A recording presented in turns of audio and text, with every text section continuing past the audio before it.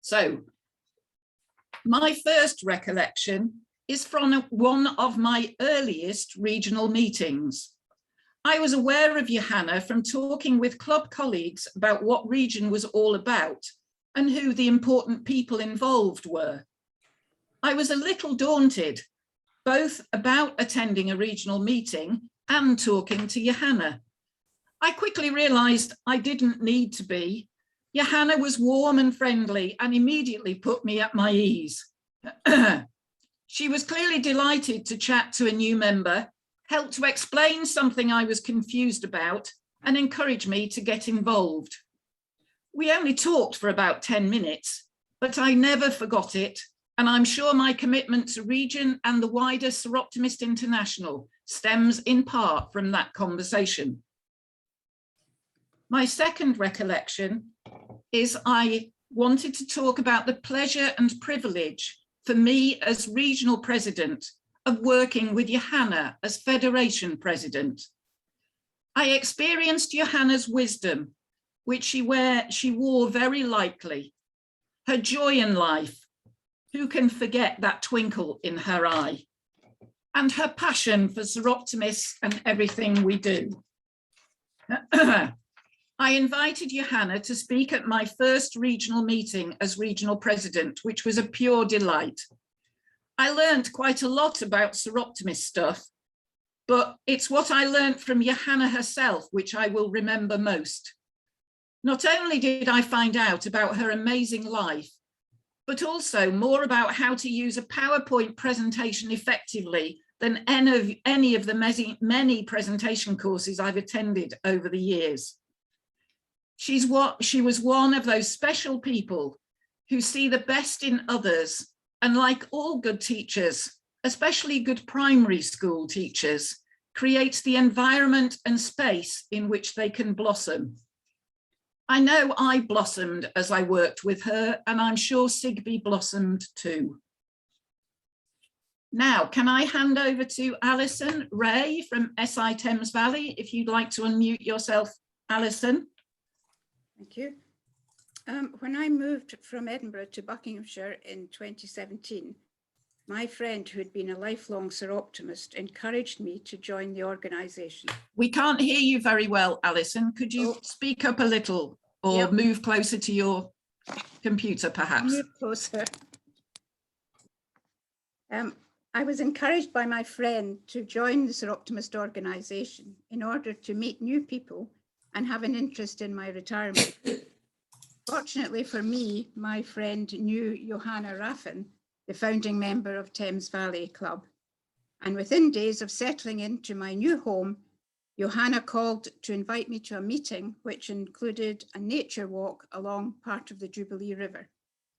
We ended up at a lovely pub and enjoyed some supper. While I was there, many members of the club introduced themselves, and I realized that they were a very friendly group. Never having been a member of any organization previously, I was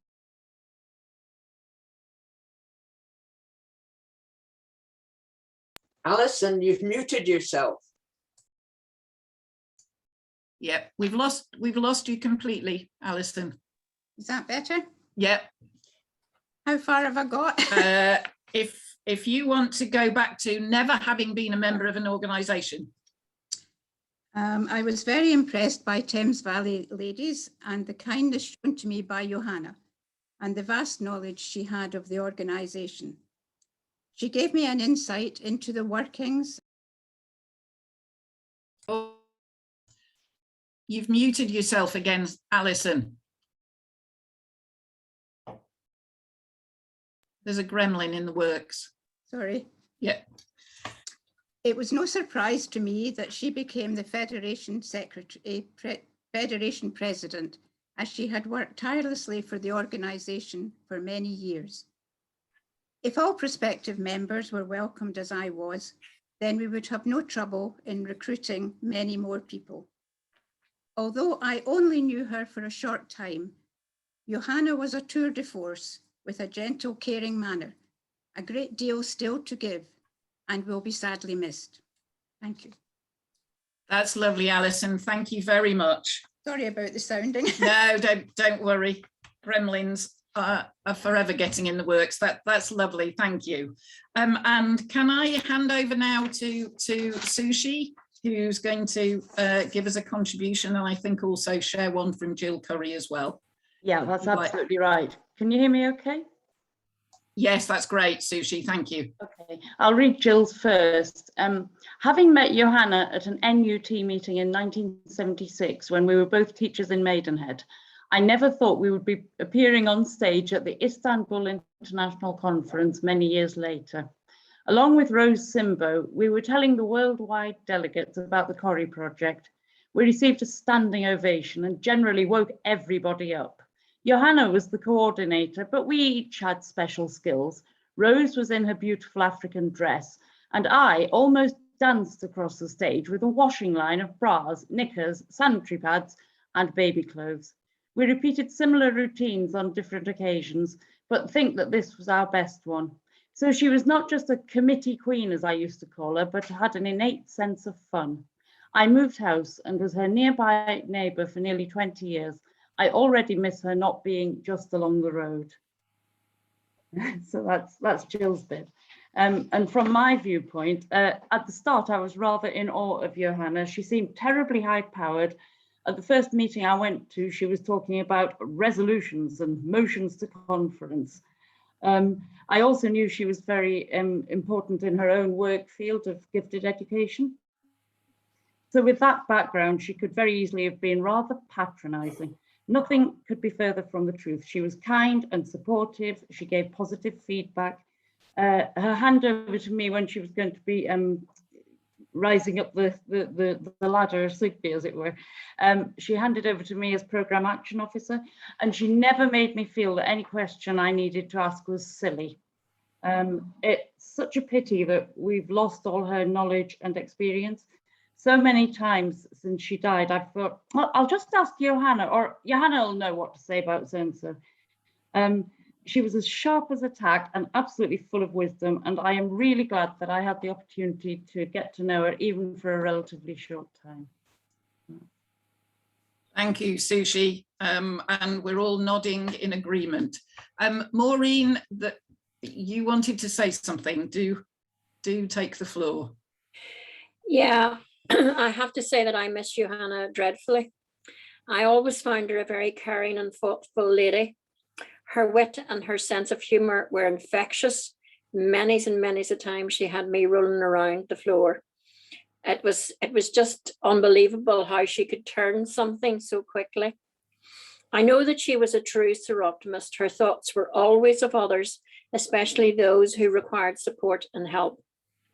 I was delighted when it was announced that she was chair of the Dublin 2023 SI conference, because her organisational skills are second to none. But I will ensure that she is not forgotten at that convention. And I have to say I was privileged to have known her. Thank you. Thank you, Maureen. And here. We're all blessed to have known Johanna, and I'm sure Johanna's way of being, and certainly way of being a Soroptimist, has certainly had an impact, I think, on forming the way many of us go about being who we are within the Soroptimist world and elsewhere. We've probably got about another 5 minutes. Would anybody else like to contribute? Yes, Peggy, if you want to unmute yourself.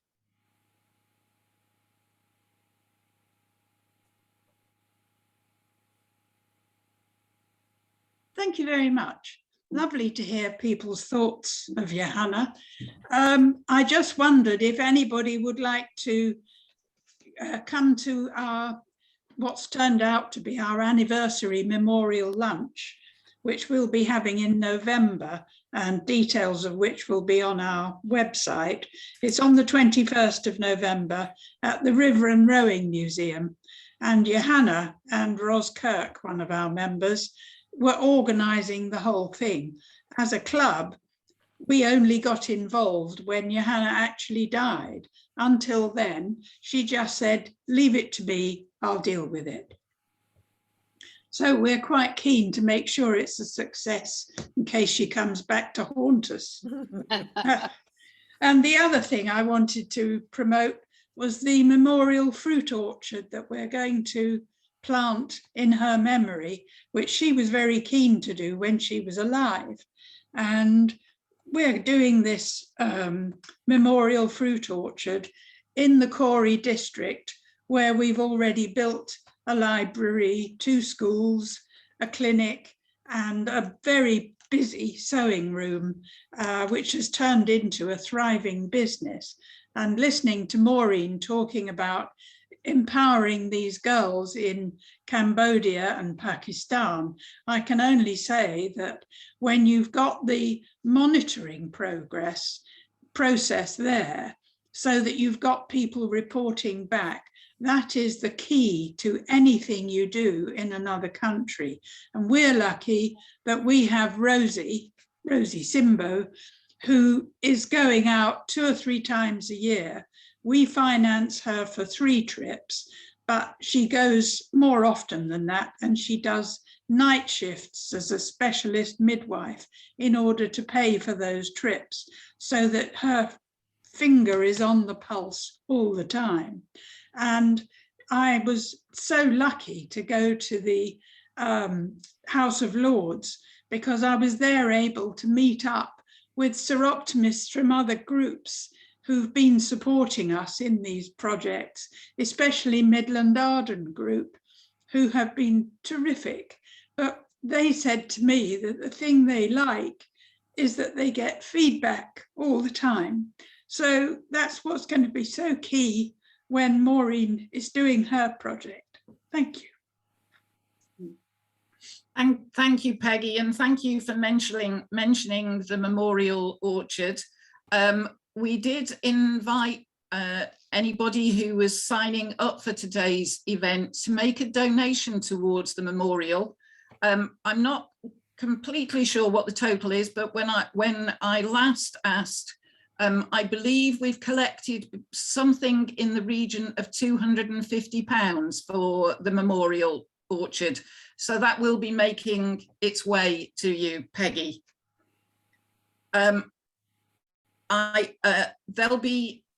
We need to finish now, but I'm sure if anybody comes up with any other recollections and stories about Johanna, we'd be delighted if you want to send them. If you want to send them to Rita, we can put them in the newsletter.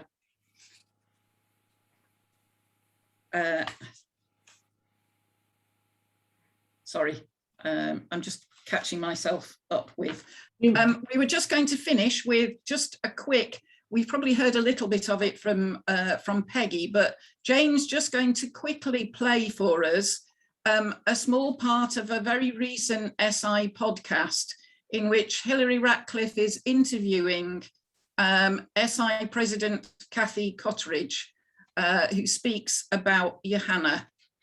And I think there's some of you, Peggy, on this too. Oh, I'm struggling to find it at the moment. Oh, okay. Don't worry. I'll do this at the end. Yeah, okay. We'll finish at the end. So I'll finish up while Jane finds it. As we draw to a close, I just wanted to say a big